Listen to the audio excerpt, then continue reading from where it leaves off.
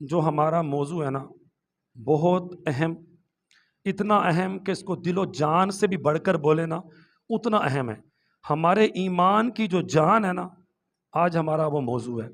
ہمارا آج کا موضوع عقیدہ ختم نبوت صلی اللہ علیہ وسلم، کیونکہ ہمارے ملک کے اندر ایک ہوا چل پڑی ہے، اور جس حوالے سے میں اپنی ذمہ داری سمجھتا ہوں کہ مجھے اس موضوع پر پچھلی بار بھی ہم نے تھوڑی گفتگو کی تھی، لیکن آج تفصیلاً گفتگو اور ایسی باتیں میں آپ کے سامنے پیش کروں گا کہ امید ہے کہ آپ نے آج سے پہلے ایسی باتیں سنی نہ ہوں گی۔ کیونکہ مسئلہ یہ ہے کہ ہم بات سن لیتے ہیں، ہر مسلمان کو پتہ ہے عقیدہ ختم نبوت کچھ ہے، پر عقیدہ ختم نبوت ہے کیا، اس کی ڈیٹیل کیا ہے، اس کے بارے میں ہمارا نظریہ، ہمارا یقین محکم کیا ہونا چاہیے، وہ پتہ نہیں۔ حالانکہ یہ سب سے پہلے ہمارے ماں باپ جو والدین کا فرض ادا کر رہے ہیں، ماں، تو اس عقیدے کو ماں جب بچے کو لوریاں دے نا، تب سے اپنے بچے کے کان میں یہ بات ڈالنی چاہیے۔ باپ جب انگلی پکڑ کے باہر لے کر جائے یا کندھے پہ اپنے نونہال کو سواری کروائے نا، تب باپ کو اس کی گڑتی میں یہ باتیں ڈالنی چاہیے کہ بیٹا عقیدہ ختم نبوت کیا ہے۔ ہمارے بچے میٹرک کر گئے ہیں، ایم ایس سی کر گئے، ایف ایس سی کر گئے، جناب بی ایس سی کر کے فارغ ہیں، پی ایچ ڈی کر کے بیٹھے ہیں، اور جج بن کے چیف جسٹس کے عہدے پہ بیٹھے ہیں، عقیدہ ختم نبوت پتہ ہی نہیں۔ اگر یار ہماری تعلیم کا یہ معیار ہے تو میں کہتا ہوں افسوس ہے پھر ہماری تعلیم کے اوپر، جو ہمیں سب کچھ سکھاتی ہے، دنیا داری سکھا دیتی ہے، لوگوں سے ملنا جلنا سکھا دیتی ہے، گفتگو کے آداب تک سکھاتی ہے، لیکن نبی پاک کے بارے میں جو عقیدہ ہے، خصوص بالخصوص عقیدہ ختم نبوت، اس کے بارے میں پتہ ہی نہیں۔ آج لوگوں سے پوچھیں نا، آپ کوئی ریڑھی والا ہے، کوئی نوجوان بچہ میٹرک پاس کر رہا ہے، اس سے بولو بیٹا بتاؤ عقیدہ ختم نبوت کیا ہے، تو ہو سکتا یہ کہہ دے کہ عقیدہ ختم نبوت کا مطلب نبوت ختم ہو گئی، نبی پاک کے بعد نبی کوئی نہیں، بس اتنا۔ لیکن اس کے حوالے سے ہمارا نظریہ کیا ہے جو قرآن و حدیث میں ہے، وہ ہمیں جاننا ضروری ہے۔ سب سے پہلا جو مسئلہ ہے، ریسنٹلی ایک مبارک ثانی بندے کا نام ہے جو قادیانی ہے، جس کا کیس سپریم کورٹ میں چل رہا ہے، اور کیس کیا ہے، ہر ایمان والا بندہ اس کو سن کے تو بولے گیا واقعی جو پڑھا لکھا بندہ ہے، چیف جسٹس کا مطلب ہے جتنے بھی پاکستان میں جج ہیں نا، ان سب سے بڑا جج۔ اس کا مطلب تو یہ ہونا چاہیے اس کے پاس عقل زیادہ ہونی چاہیے، فراست زیادہ ہونی چاہیے، اسے دین دنیا کا علم زیادہ ہونا چاہیے، اسے فیصلہ صحیح محتاط ہو کرنا چاہیے، کل قبر میں قیامت میں اس نے جواب دینا ہے۔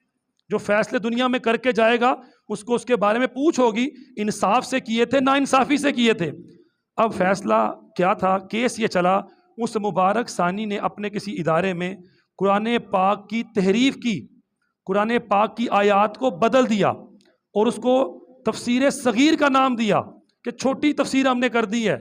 یعنی معاذ اللہ قرآن پاک کی زبر زیر کوئی بدل دے تو عقیدہ ہے وہ کافر ہے، اور یہاں پر قرآن کی آیتیں نکال دی، قرآن کو بدل دیا گیا، اپنی مرضی سے صورتوں کو آگے پیچھے کر دیا، اور وہ کہہ رہے ہیں جی ہم نے اپنے حساب سے کیا۔ اور چیف جسٹس کے ریمارکس یہ ہیں، وہ کہتا ہے جی چار دیواری کے اندر بیٹھ کر اگر کوئی بندہ کوئی کام کرتا ہے تو یہ جرم نہیں ہے، وہ اس کا اپنا عقیدہ ہے، اس کا اپنا نظریہ ہے، وہ جو چاہے کرے۔ جبکہ چیف جسٹس کا ایک عام معمولی سا وکیل بھی جانتا ہے 295C 295A 295B، یہ تین شکے 95 سے لے کے 98 تک جو ordinance of Pakistan, law of Pakistan ہے، کنسٹیٹیوشن آف پاکستان ہے، اس میں یہ لکھا ہوا ہے کہ کسی بھی نبی کی توہین، بے ادبی، یہ گستاخی ہے، یہ کفر ہے، ایسے شخص کو 10 سال قید، اور اگر نبی کریم صلی اللہ علیہ وسلم کی توہین کرے، آپ کی ختم نبوت کا انکار کرے، وہ بندہ بھی کافر، اور اس کا سر تن سے جدا کیا جائے، یہ آئین میں۔ اور قرآن پاک کی تحریف کرے، قرآن پاک کی بے حرمتی کرے، اس کو بھی سزا دی جائے۔ تو یہاں پہ قانون کیا ہے جی، اس کی پشت پناہی کی جا رہی ہے، اس کو شاباش دی جا رہی ہے، اور علماء کا پینل سامنے بیٹھا ہوا ہے، اور ان سے کیا یہ جو شک ہے قانون میں موجود ہے، اس کے باوجود وہ بندہ اس کا انکار کر رہا ہے۔ تو یہ ہے اس وقت کا مسئلہ۔ اب اس حوالے سے بچے سے لے کے بوڑھے تک، نوجوان، ہر ایک کو عقیدہ ختم نبوت کو سمجھنا ہوگا، اور بنیادی طور پہ قادیانی ہے کیا، ہم قادیانیوں کو کافر کیوں کہتے ہیں، اور کیوں پاکستان کے آئین میں باقاعدہ علماء کرام نے کوشش کر کے ان کو کافر قرار دلوایا؟ اس کی وجہ کیا ہے؟ کیونکہ عام طور پہ جو سیکولر لوگ ہیں اوپن مائنڈ سمجھتے اپنے آپ کو، او جی جو چاہتا کرے کرے، قیامت میں معلوم ہو جائے گا کون سچ ہے کون جھوٹ ہے، ہمیں کسی کے عقیدے کے بارے میں ایمان کے بارے میں بات نہیں کرنی چاہیے۔ یہ جو علماء جناب سخت بات کرتے ہیں، سخت نظریہ رکھتے ہیں، اور میں کہتا ہوں خدا کے بندے، آپ اپنے آپ کو زیادہ عقل مند سمجھتے ہیں یا صحابہ کرام زیادہ سمجھدار تھے؟ نبی کریم صلی اللہ علیہ وسلم کے بعد جناب صدیق اکبر رضی اللہ تعالیٰ عنہ، عمر فاروق اعظم، حضرت عثمان غنی، مولا علی شیر خدا، جتنے بھی صحابہ ہیں، کیا وہ ہم سے زیادہ جانتے تھے یا ہم ان سے زیادہ جانتے ہیں؟ تو حضور کے زمانہ مبارکہ میں ایک شخص تھا جس کا نام ہے مسیلمہ کذاب۔ اس نے نبوت کا جھوٹا دعویٰ کیا، آہستہ آہستہ لوگوں کو اپنی طرف کیا، کیونکہ ابھی اسلام پھیل رہا تھا تو بہت سے لوگ اس کے متبعین بن گئے۔ اب اس نے نبی پاک صلی اللہ علیہ وسلم کو ایک خط لکھا، اور خط میں کیا لکھتا ہے کہ آپ عرب کی آدھی زمین لے لیں، آدھی زمین مجھے دے دیں، آدھے کہ آپ نبی بن جائیں، آدھے کہ میں نبی بن جاتا ہوں، آپ اپنا کام کریں، میں اپنا، جو دولت آپ کے پاس آئے آپ اپنے پاس رکھیں، جو دولت میرے پاس آئے تو میں اپنے پاس رکھوں۔ میرے نبی پاک صلی اللہ علیہ وسلم نے خط لکھوایا، اور اس میں لکھوایا کیا کہ تو کذاب ہے، میں اللہ کا سچا نبی ہوں، اور تو جھوٹا ہے، تو نبی نہیں، تو نبوت کا جھوٹا دعویٰ کر رہا ہے۔ اب یہ خط حضور نے پکڑا، میرے نبی نے فرمایا کون ہے؟ اب ذرا صحابہ کا جذبہ ایمانی دیکھیے گا، کون ہے جو اس خط کو اس مسیلمہ کذاب تک لے کر جائے، میرا سفیر بن کے اس تک پہنچائے؟ اس سے پہلے کہ کوئی صحابی ہاتھ کھڑا کرتا، ایک صحابی ہیں حضرت حبیب بن زید، ان کھجوریں کھا رہے تھے، اور ان کا کام پتہ کیا تھا؟ ایک ٹوکری میں نا کھجوریں لے کر سر پہ رکھ کے مسجد نبوی کے اطراف میں، مدینے کی گلیوں میں آواز لگا کے، پھیری لگا کر کھجوریں بیچنا۔ اور 11 بچوں کے والد تھے، وہ گھر میں 11 بچے ہیں اپنے، جن میں سے 3-4 دودھ پیتے عمر میں ہیں، چھوٹے اور بڑے بچے بھی۔ اب وہ کھجور کھا رہے ہیں۔ میرے حبیب نے پوچھا کون ہے جو یہ خط مسیلمہ تک پہنچائے گا؟ وہ صحابی کھڑے ہو گئے اور عرض کی یا رسول اللہ میں یہ خط پہنچاؤں گا۔ کھجور کھا رہے تھے کہ کھجور منہ سے گر کے ایک صحابی کو لگی، تو صحابی نے کہا یار پہلے کھجور تے کھا لے، پھر کہیں کھجور کھاتا رہ گیا اور یہ ذمہ داری کوئی اور لے گیا تو میں پیچھے رہ جاؤں گا۔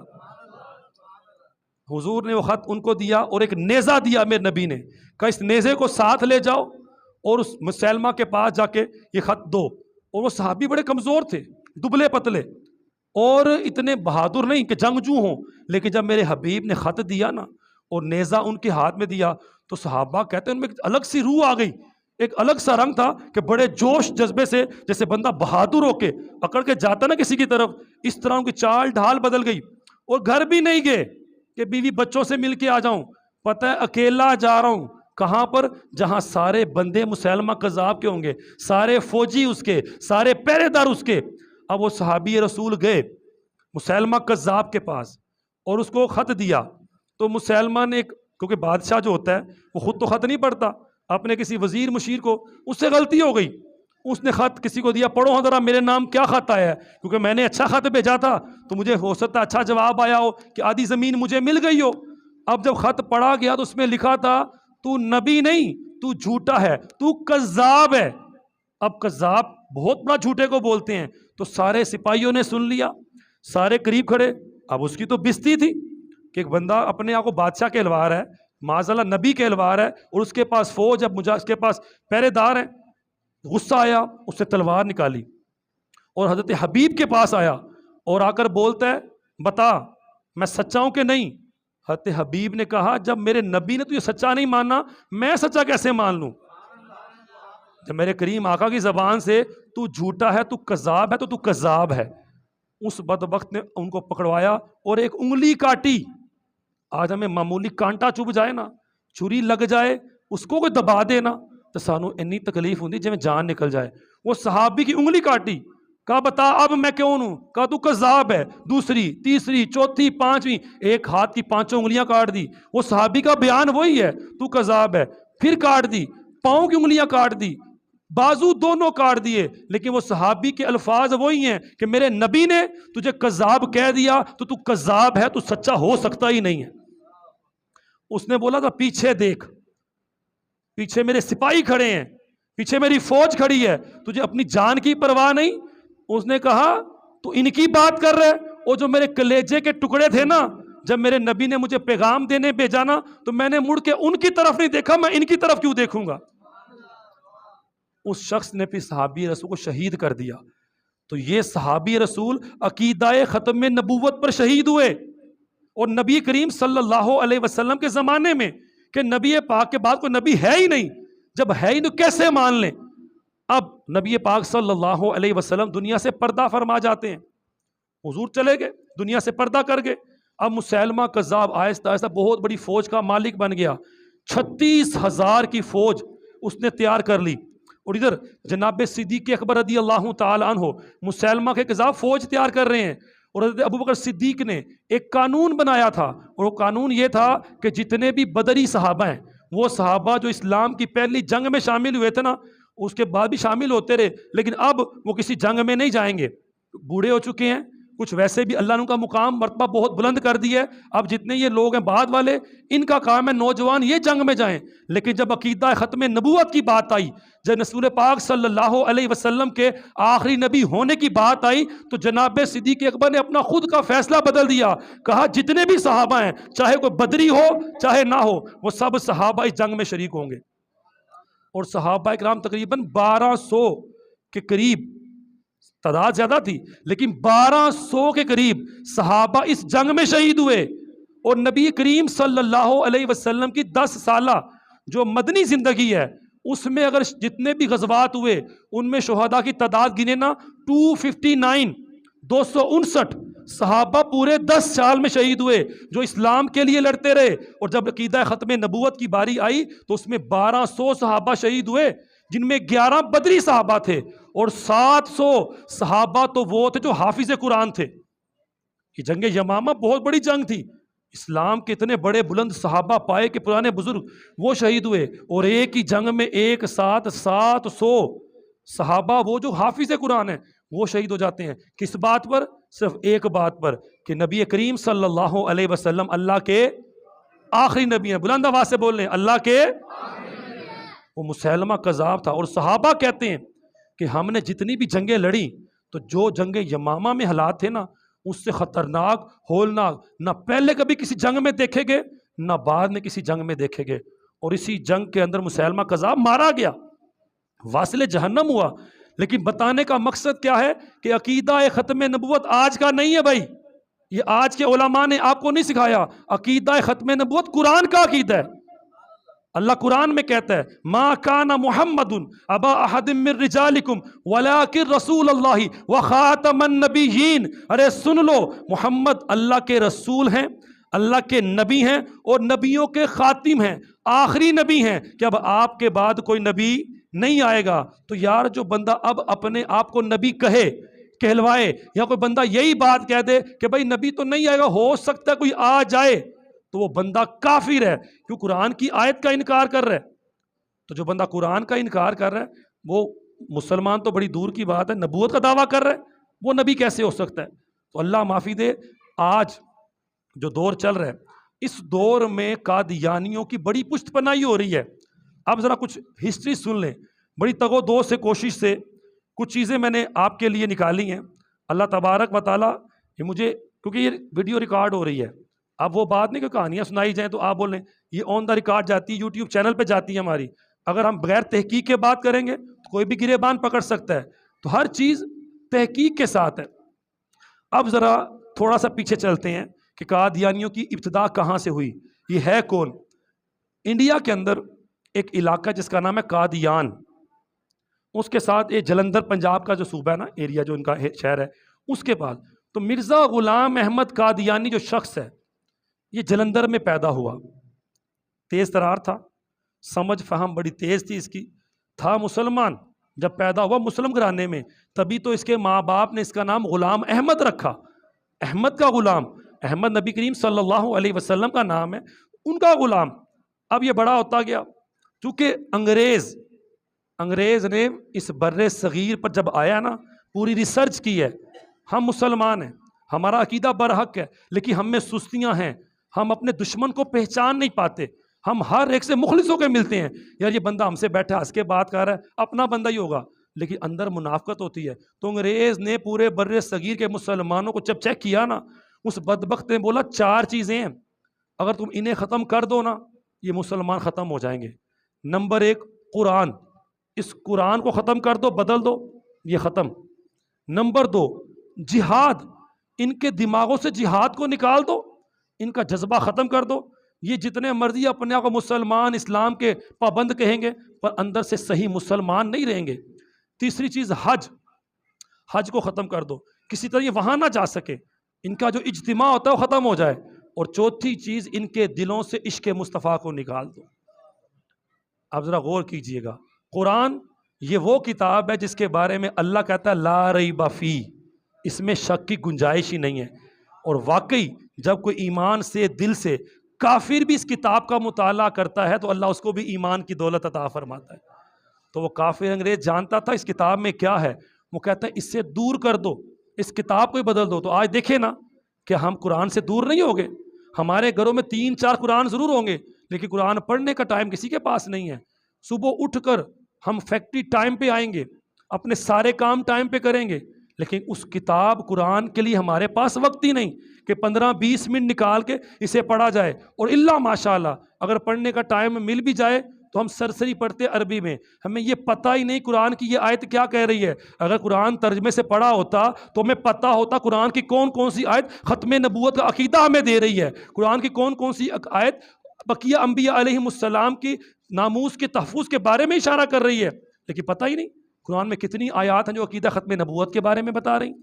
نمبر 2 جہاد، تو جہاد یہ وہ اسلامی کانسیپٹ تھا کہ جس کی بنیاد پر، کیونکہ اللہ نے فرض کیا تھا، یہ 2 ہجری میں جب مسلمان بدر میں سامنے آئے، اس سے پہلے بھی تو کافر مسلمانوں پہ ظلم کر رہے تھے۔ نبی پاک کی 13 سالہ مکی زندگی میں ظلم نہیں تو کیا ہوا تھا، مدینے آگے 2 سال گزر رہے ہیں، ظلم پہ ظلم کر رہے ہیں، تو اللہ نے کہا کہ اب تم پر جہاد فرض ہو گیا ہے۔ اس فرض جہاد کو ختم کرنے کے لیے اس مرزا غلام جو قادیانی تھا اس کو پیدا کیا گیا۔ 3 لوگ تھے جن کا انٹرویو انگریز نے کیا، ان تینوں میں اس کو انہوں نے اچھا سمجھا کہ اس کے پاس دماغ ہے، الفاظ ہیں، آپ اس کی کتابیں پڑھیں۔ سچی بات ہے کہ عام مسلمان اس کی گفتگو جو ہیرا پھیری والی الفاظ کا استعمال ایسا ہے کہ بندہ پریشان ہو جائے کہ اس نے کیا لکھ دیا ہے۔ اس نے اپنے آپ کو کیا کچھ کہا، ابھی میرے پاس کتاب موجود ہے، کتابوں کے حوالے ہیں، آپ چاہے تو جا کے دیکھ سکتے ہیں اس بندے نے کیا کچھ کیا۔ صرف یہ نہیں کہ اس نے اپنے آپ کو نبی کہا تو اس لیے ہم اس کے خلاف بات کر رہے ہیں، اس نے کیا کچھ کیا ہے اس کی ہر بات سامنے ہے۔ تو غلام احمد قادیانی نے اپنی کتابوں میں اتنا لٹریچر ہندوستان کے اطراف میں پھیلایا جس میں اس نے جہاد کا انکار کیا۔ اس نے کہا جی جہاد جو ہے نا شروع میں اسلام کو پھیلانے کے لیے تھا، اب اسلام پھیل گیا، اب جہاد کی کوئی ضرورت نہیں ہے، اب بس اپنے آپ کو صحیح کر لو، نمازیں پڑھ لو، تبلیغ کرو، بس یہی جہاد ہے۔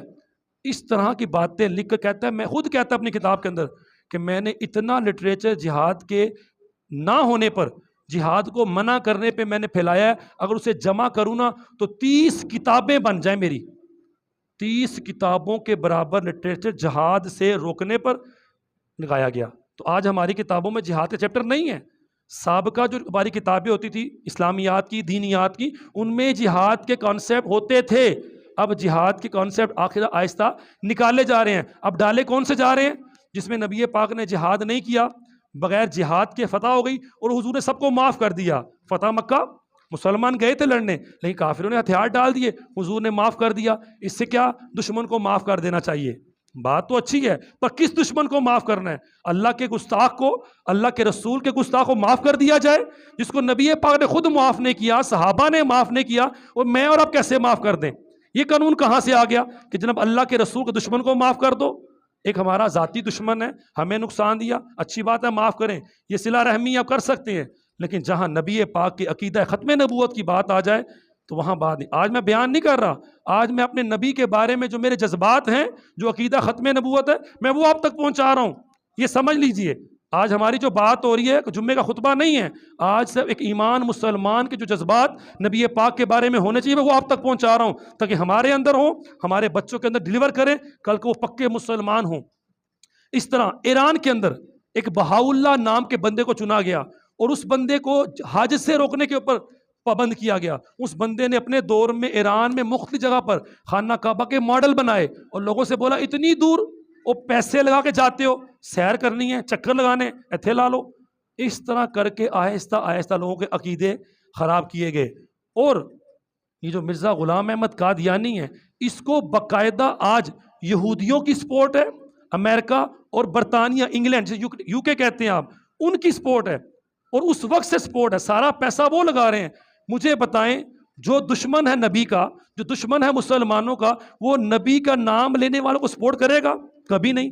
آج یو کے اندر جو قادیانیوں کا سب سے پہلا انٹرنیشنل ٹی وی چینل ہے MTA کے نام سے, وہ سارے کا سارا یو کے سے, انگلینڈ سے چلتا ہے اور سارا پیسہ انگلینڈ کی حکومت لگا رہی ہے. کیوں؟ انہیں پتہ ہے کہ یہ مسلمانوں کے خلاف ہے, یہ اصل مسلمان نہیں ہیں, یہ تو ہم نے بنائے ہیں. یہ عقیدہ جائے گا, مسلمان کافر بنیں گے, مرتد بنیں گے, ہمارا فائدہ, ان کا اسلام کمزور ہوگا, اس کو وہ چلا رہے ہیں.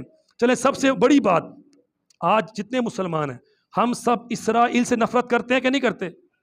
کیوں؟ کیونکہ اس نے مسلمانوں کا ناحق خون بہایا. ابھی تک فلسطینی مسلمانوں کا ناحق خون بہایا جا رہا ہے. اسرائیل کے اندر مسلمان جا نہیں سکتا, پر اسرائیل کے اندر قادیانیوں کا سب سے بڑا مرکز موجود ہے. تل ابیب ان کا ایک علاقہ ہے, یہ کل ابیب کے نام سے, وہاں پر ان کا جو عبادت خانہ جسے وہ کہتے ہیں, وہ یہودیوں کے علاقے اسرائیل میں موجود ہے. اور جو اسلام کو پسند نہیں کرتا, وہ اپنے وہاں مسجد کیسے بنوا سکتا ہے؟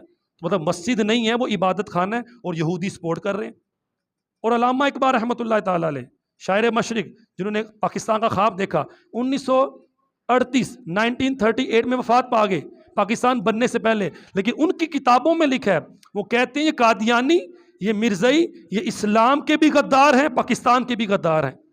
اور لوگوں نے دیکھا جب 1947 میں پاکستان بنا, اور پاکستان بننے کے بعد یہ جو مشرقی اور مغربی پاکستان, بنگلہ دیش ٹوٹا, تو باقاعدہ قادیان علاقے میں چراغاں کیا گیا, چراغاں ہوا جناب, خوشی منائی کہ پاکستان ٹوٹا ہے. اور آج بھی یہ جو قادیانی ہیں, جب یہ مرتے ہیں نا تو ربوہ میں دفن کیے جاتے ہیں, تو وہاں بطور امانتاً دفن ہوتے ہیں. وہ کہتے ہیں کہ ایک ٹائم آنا ہے, یہ پاکستان ٹوٹ جائے گا, تو تب ہمارے یہ بدن یہاں سے ربوہ میں منتقل کیے جائیں گے, یہاں سے باقاعدہ قادیان جو انڈیا میں وہاں منتقل کیے جائیں گے. تو جو لوگ آج بھی دیکھیں, ان کی بڑی بڑی پیسہ لگا کے ملک کے بڑے بڑے عہدوں پہ بیٹھے ہوئے ہیں, بڑی بڑی پوسٹوں پہ قبضے کیے ہوئے ہیں. جس طرح یہودی امریکہ کے اندر اپنی حیثیت بنا چکے ہیں, آج قادیانی پاکستان کے اندر ایسی اپنی حیثیت بنا چکے ہیں کہ حکومت جس کی مرضی ہو, بس ہمارے عہدے ہیں, بات ہماری چلے گی. کہ جہاں پر مسلمانی ملک, جہاں قانون ہے, قادیانی کافر ہیں, اس کے باوجود ہماری عدالتیں انہیں سپورٹ کر رہی ہیں. یار, مسلمانوں کو سپورٹ ہی نہیں کیا جا رہا, ان کے عبادت خانوں کو تحفظ دیا جا رہا ہے, ان کو ہر جگہ پروٹیکٹ کیا جا رہا ہے, اور وہ اپنے آپ کو مسلمان ڈکلیئر کرتے ہیں, جبکہ آئین پاکستان میں لکھا کہ اپنے آپ کو مسلمان نہیں کہہ سکتے, اپنی مسجد کے اندر مینار نہیں بنا سکتے, محراب نہیں بنا سکتے, اس کے باوجود کوششیں کر رہے ہیں. ہمارا قانون سویا ہوا ہے, کیونکہ پشت پناہی وہاں سے ہیں, لگامیں کسی اور کے ہاتھ میں ہیں. تو یہ نظام ہمارے یہاں پر چل رہا ہے. لیکن جب یہ فتنہ شروع ہوا, اس سے ذرا سنیے گا, نبی کریم صلی اللہ علیہ وسلم بھی, جو بندہ عقیدہ ختم نبوت پہ قائم ہے اور عقیدہ ختم نبوت کے لیے لڑ رہا ہے, اس کے لیے بات کرتا ہے, میرے مدینے والے مصطفیٰ مدینے میں اس سے راضی ہوتے ہیں. حضرت پیر میر علی شاہ صاحب رحمۃ اللہ تعالیٰ علیہ, جب یہ قادیانی کا چرچا عروج پہ ہوا نا فتنہ, وہ حرمین شریفین مکہ مدینہ میں زیارات پہ گئے ہوئے تھے, اور وہاں پر انہیں ایک اور اللہ کے ولی حاجی امداد اللہ مہاجر مکی رحمۃ اللہ تعالیٰ علیہ, ان سے ملاقات ہوئی, اور وہ مدینے میں تھے, مکے میں رہتے تھے, ان کی وہاں ہی رہائش تھی.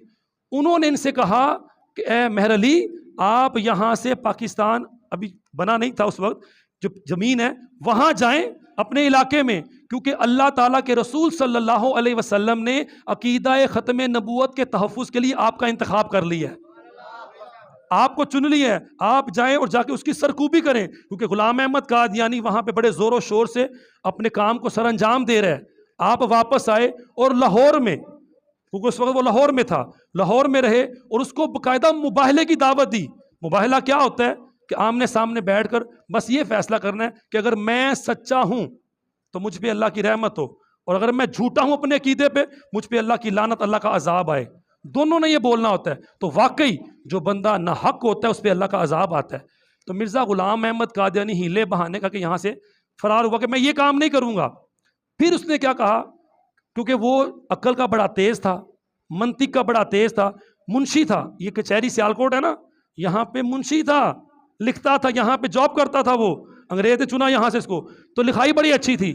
اس نے کہا ایسا کرتے ہیں, دنیا کو جمع کرو, سورہ فاتحہ کی تفسیر تم بھی لکھو, سورہ فاتحہ کی تفسیر میں بھی لکھوں گا, تو جس کی تفسیر اچھی اور پیاری ہوگی وہ سچا ہوگا, وہ نبی, اس کا نبی سچا. اگر تمہاری تفسیر اچھی تو ٹھیک ہے تم سچے, اگر میری لکھائی میری تفسیر اچھی تو میں سچا. پیر صاحب نے قبول کیا, لیکن ساتھ ایک شرط لگائی, کہا چل ٹھیک ہے تو آ جا, دونوں تفسیر لکھتے ہیں, لیکن شرط ایک ہے, اگر تو سچا اپنے آپ کو کہتا ہے تو قلم ہاتھ میں نہیں ہوگا, قلم کاغذ پہ ہوگا, کاغذ پہ قلم خود نہیں چلے گا, قلم کو تو بھی حکم دے, قلم کو حکم میں بھی دوں گا, جو سچا ہوگا اس کا قلم خود لکھنا شروع کر دے گا.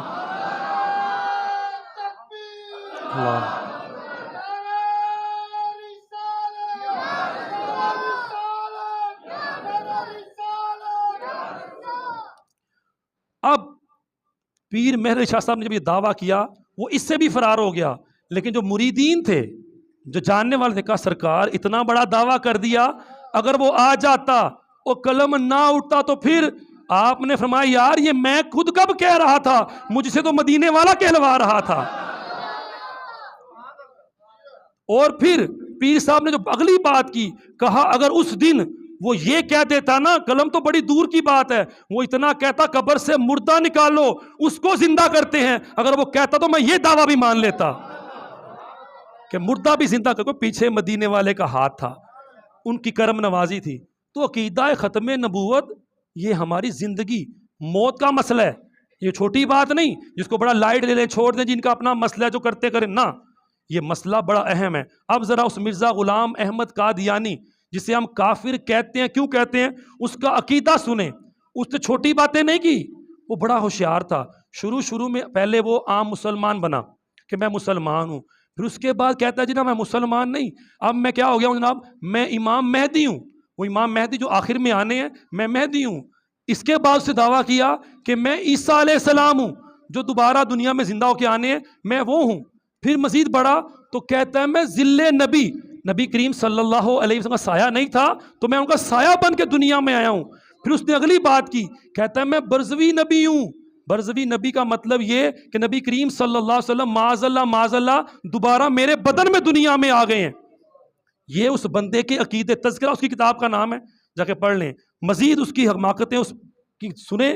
حضرت عیسیٰ علیہ السلام اور حضرت مریم جو عیسیٰ علیہ السلام کی والدہ ماجدہ ہیں, ان کے بارے میں اس نے اتنی بکواسات کی. وہ کہتا ہے کہ عیسیٰ علیہ السلام جو ہے معاذ اللہ ہم زبان پہ لا نہیں سکتے, لیکن چونکہ اب بتانا ہے تاکہ پتہ ہو کیدا, معاذ اللہ کہتا ہے وہ زنا کیا کرتے تھے. اللہ کے نبی عیسیٰ علیہ السلام کنجریوں کے ساتھ, یہ کتاب میں لفظ ہیں اس کے کہ کنجریوں کے ساتھ ان کے رابطے تھے, اور معاذ اللہ ان کے پیروں پہ اپنے بال لگایا کرتے تھے. وہ اپنے بالوں کے ساتھ عیسیٰ علیہ السلام کے جسم پر خوشبو لگایا کرتی تھی. یہ اس بندے بدبخت نے اپنی کتابوں میں لکھا ہوا ہے. اور عیسیٰ علیہ السلام کی والدہ حضرت مریم سلام اللہ علیہ, ان کے بارے میں اور ان کے خاندان کے بارے میں اس بدبخت کا عقیدہ, کہتا ہے معاذ اللہ وہ بھی زنا کیا کرتی تھی. اور اس نے یہاں تک لکھا کہ عیسیٰ علیہ السلام کے 3-4 بہن بھائی بھی تھے, اور وہ سب کے سب معاذ اللہ اسی کام سے. جس نبی کو ہمارا قرآن کہتا ہے کہ وہ پاک ہے, اس کی ماں پاک ہے, ان کو اللہ کہتا ہے روح اللہ, میری روح سے پیدا ہوئے ہیں. وہ بدبخت قرآن کی اتنی آیات کی بے حرمتی کرے, قرآن کی اتنی آیات کو غلط ثابت کرے, اور اس کو ہم صحیح مان لیں. کیسا جو ماننے والے ہیں ان کا پتہ نہیں کیا عقیدہ ہے, کیا دماغ ہے, کس طرح ان برے عقائد کو, نظریات کو مان لیتے ہیں اور اپنے ایمان کا حصہ بنا لیتے ہیں. معاذ اللہ نوح علیہ السلام کے بارے میں, یعقوب علیہ السلام کے بارے میں, یوسف علیہ السلام, تمام انبیاء. اور اس نے تو یہاں تک اللہ تعالیٰ کے بارے میں اتنی بڑی بکواس کی. وہ کہتا ہے کہ اللہ تعالیٰ نے اس تذکرہ کتاب کے اندر مجھے حضرت مریم بنایا اور خود اللہ تعالیٰ کا مرد بنا. پھر معاذ اللہ اللہ تعالیٰ میرے ساتھ سویا, پھر اس کے بعد مجھے حمل ہوا اور اس حمل سے میں خود پیدا ہوا. یہ اس مرزا غلام احمد قادیانی کے عقیدے ہیں جو اس کی کتابوں میں موجود ہیں. ازالہ اوہام, اوتھم, کشتی نوح کتابوں کے نام ہیں اس کے, جس میں اس کے گندے غلیظ عقیدے موجود ہیں. اب کس طرح آپ ان کے ساتھ جو قادیانی آپ کے ساتھ گھومتے پھرتے ہیں، بیعت اسلام میں لیتے ہیں، کیسے کھائیں پیئیں گے ان کے ساتھ آپ؟ یار ہمارا تو ایمان گوارا نہیں کرتا کیسے بندے کو دیکھ سکیں، لیکن ہمارے مسلمان بغل گیر ہوتے ہیں، پتہ بھی فلانا اس طرح کا ہے، اور وہ ان کی اتنی بڑی چالیں پیسے سے خریدتے ہیں۔ نوجوانوں کو نوکری نہیں مل رہی، آؤ تمہیں پہلے شادی بھی کرواتے ہیں، تمہیں لندن جرمنی کا ویزا دلواتے ہیں۔ ہمارے نوجوان سمجھتے چلو ایسا کرتے ہیں، ایک بیعت نامہ ہوتا ہے بس اس پہ سائن کرنے ہیں۔ وہ بیعت نامہ کیا ہے؟ معاذ اللہ وہ یہی ہے کہ میں جو مرزا غلام احمد قادیانی کو رب کا نبی مانتا ہوں، اس پہ سائن کر دو، تمہیں جرمن لے جائیں گے۔ لوگ سمجھتے ہیں بھئی اوپر سے ہم سائن کر دیں گے، ہم بعد میں پھر جائیں گے وہاں جا کے۔ وہ پیچھا چھوڑتے ہی نہیں، وہاں جا کر اپنے سب کمیونٹی میں نظریں رکھتے ہیں، بندے کو بھاگنے دیتے ہی نہیں۔ اب جو عورت ہے وہ کٹر قادیانی ہے، اولاد جو پیدا ہوتی ہے وہ قادیانی بنتی ہے، تو کہاں گے پھر معاذ اللہ؟ جب یہ سوچا سائن تو بڑی دور کی بات ہے، اگر آپ کو کہتا ہے یہ کر دو تم سائن کر دو، آپ کہتے چلو سائن کرنے میں کیا حرج ہے، یہ سوچتے ہی بندہ کافر ہو گیا۔ کیونکہ ہمارے ایمان کا عقیدہ اقرار باللسان تصدیق بالقلب، اور نبی پاک کو مرتے دم تک آخری نبی ماننا۔ تو جب آپ نے دل میں خیال لے آئے کہ چلو ہم سائن کر دیں گے، تو آپ نے اقرار کر لیا، آپ اس کو نبی معاذ اللہ مان رہے ہو، جو کہ نبی کسی صورت میں ہے ہی نہیں۔ مجھے بتائیں کہ کسی نبی کے بارے میں آج تک پڑھا ہو آپ نے کہ نبی کسی معاذ اللہ گندی جگہ مرا ہو؟ اور یہ بدبخت تو مرا ہی لیٹرین کے اندر تھا، واش روم میں جہاں گند غلاظت کرتے ہیں اس میں مرا تھا، جہاں سے اس کی لاش برآمد ہوئی تھی۔ کیا نبیوں کی موت ایسی ہوتی ہے؟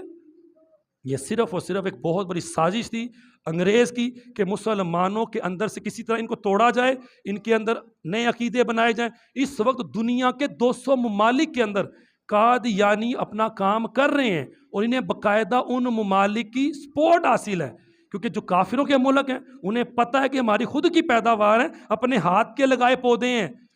1908 میں خود مر گیا تھا غلام احمد قادیانی، 1908 میں خود مر گیا، لیکن اس کے بعد سے آج تک اس کے جو لوگ ہیں وہ کام کر رہے ہیں۔ کیسے کر رہے ہیں؟ کہ ساری سپورٹ وہاں سے ہے، ان کے چینل وہاں سے چل رہے ہیں، ان کو پیسہ وہ دے رہے ہیں اس مشینری کے اوپر کام کرنے میں۔ ہمارے اسکولوں میں، ہمارے کالجز کے اندر، یونیورسٹیز کے اندر اپنے ٹیچر، اپنے بچوں کو انہوں نے ہائر کیا ہوا ہے، جو پہلے لڑکوں کو نا پارٹی کے نام پر، دعوت کے نام پہ باہر لے جاتے ہیں، اچھے مہنگے کھانے کھلاتے ہیں، اور اس کے بعد آہستہ آہستہ اپنی تعلیمات کی طرف لاتے ہیں، اور ہمارے نوجوان معاذ اللہ آہستہ آہستہ قادیانیت کی طرف جا رہے ہیں۔ تو خدا کے لیے آپ بھائی ہیں کسی کے، آپ باپ ہیں، آپ کو جو بھی اللہ نے منصب دیا، دوست ہے کسی کے، یہ باتیں اپنے عقیدے کی ان کے اندر پہنچائیں، کیونکہ یہ ہمارا فرض ہے۔ میرے کریم آقا نے فرمایا بلغوا انی ولو آیا، پہنچا دو میری طرف سے، اگر ایک ہی آیت تم میں آتی ہے تو قرآن کی ایک آیت بھی آتی ہے، عقیدے کی ایک بات بھی آتی ہے، وہ پہنچاؤ۔ میں قرآن کی آیت بتائی، اللہ قرآن میں کہتا ہے محمد رسول اللہ، سورہ فتح کی آیت کہ محمد اللہ کے رسول ہیں، مرزا غلام احمد قادیانی، اس آیت کو، اور دوسری آیت ما کان محمد ابا احد من رجالکم خاتم النبیین والی آیت، ان دونوں آیتوں کو اپنی کتاب میں لکھتا ہے اور کہتا ہے اس سے جو رسول اور نبی مراد ہے وہ معاذ اللہ میں ہوں۔ اور قرآن میں موسیٰ علیہ السلام کی ایک بشارت ہے اپنی قوم کو، آپ نے فرمایا مبشرم برسول یاتی من بعد اسمہ احمد، میرے بعد ایک نبی آئے گا، میں تمہیں خوشخبری دیتا ہوں، اس کا نام احمد ہوگا۔ تو غلام احمد قادیانی بولتے ہیں میں احمد ہوں میرا نام، تو وہ نبی میں ہی ہوں۔ اور کہاں کتنا دھوکہ، اس کا نام تو غلام احمد ہے، جو خود غلام ہو وہ نبی کیسے ہو سکتا ہے؟ تو خود نبی کا غلام تھا، بدبخت، تو نے اپنا عقیدہ اپنا ایمان تباہ کیا اور کہاں پہنچ گیا۔ تو یہ ساری چیزیں عقیدہ ختم نبوت ہے، اور اس وقت ہمارے ملک میں ان کو بہت سپورٹ کیا جا رہا ہے، عدالتوں تک، چیف جسٹس تک، وہ مبارک ثانی کیس میں اس بندے کو باعزت بری کر رہے ہیں، اسے ضمانت پہ رہا کر رہے ہیں، اور علماء کے پینل کو الٹا یہ کہا جا رہا ہے آپ بتائیں مسلمان کی تعریف کیا ہوتی ہے، مسلمان کہتے کس کو ہیں؟ یہ چیف جسٹس پوچھ رہا ہے علماء سے، کیوں؟ کہ اس کی سپورٹ کرنی ہے، کہ اوپر سے آرڈر آئے ہیں، اسے چھوڑ دینا ہے، اسے کچھ نہیں کہنا۔ ہمارا صرف یہی مطالبہ ہے، میری گزارش ہے، خدا کے لیے جو کچھ بچوں کو پڑھا رہے پڑھائیں، لیکن کسی عالم کے پاس بھیجیں، مسجد میں بھیجیں، یہاں پر جو ائمہ حضرات ہیں ان سے گزارش ہے کہ ان بچوں کو عقیدہ ختم نبوت، اپنے نظریات جو ہمارے اسلام کے فرائض ہیں وہ سکھائے جائیں، تاکہ یہ بچے کل کو ہمارے لیے بخشش کا سامان بنے۔ کہیں ہمارے ہی بچے مرنے کے بعد ہمارے کسی اور راستے پہ چلے گئے تو وہ بخشش کا سامان ہی تکلیف کا سامان بنے قبر کے لیے۔ خدا کے لیے ان کتابوں کا خود مطالعہ کریں، اپنے بچوں کو پڑھائیں، اپنے گھروں میں یہ تعلیمات دیں کہ الحمدللہ ہم حضور کو مانتے ہیں، حضور کو سچا اللہ کا آخری نبی مانتے ہیں، اور ہم صحابہ کے طریقے پہ ہیں کہ صحابہ تو حضور کی ذرا سی بے ادبی برداشت نہیں کرتے تھے۔ جب صلح حدیبیہ ہو رہی تھی تو سہیل بن عامر جب وہ آیا، وہ بزرگ بوڑھا، جب وہ حضور سے بات کرتے بار بار حضور کی داڑھی کو ہاتھ لگا رہا تھا تو جناب عمر اور دیگر صحابہ سے برداشت نہیں ہوا، کہا ناپاک، تو مشرک، نجس، تیرے ہاتھ ناپاک، اپنے ہاتھ میں نبی کی داڑھی سے دور کر لے۔ صحابہ تو اتنا برداشت نہیں کرتے تھے۔ حضرت عمر کے پاس ایک بندہ آیا نا، ایک یہودی کو لے کر، کہا عمر ہم فیصلہ کروانے آئے ہیں۔ کہا کیوں، کیا ہوا؟ یہودی کہتا پہلے بات سن لیں، ہم پہلے آپ کے نبی کے پاس گئے تھے اور نبی نے آپ کے میرے حق میں فیصلہ کیا، یہ جو مسلمان ہے یہ نہیں مان رہا۔ کہا کیوں بھائی؟ کہتا جی میں نبی کا فیصلہ نہیں مانوں گا، میں عمر کا فیصلہ مانوں گا۔ وہ اصل میں مسلمان نہیں تھا، منافق تھا۔ حضرت عمر جلال میں آگے، کہا رک ایک منٹ میں ابھی آتا ہوں۔ تلوار لائے اور آتے ہی سر تن سے جدا کر دیا، کہا جو میرے نبی کی بات نہیں مانتا، میرے نبی کا فیصلہ نہیں مانتا، اس کا فیصلہ عمر کی تلوار کرتی ہے۔ تو صحابہ کا جو عشق، صحابہ کی محبت، اپنے بچوں کو صحابہ کے واقعہ سنائیں۔ ہم سناتے ہیں ان کو جناب سنڈیلا کی کہانیاں، اسے سندھ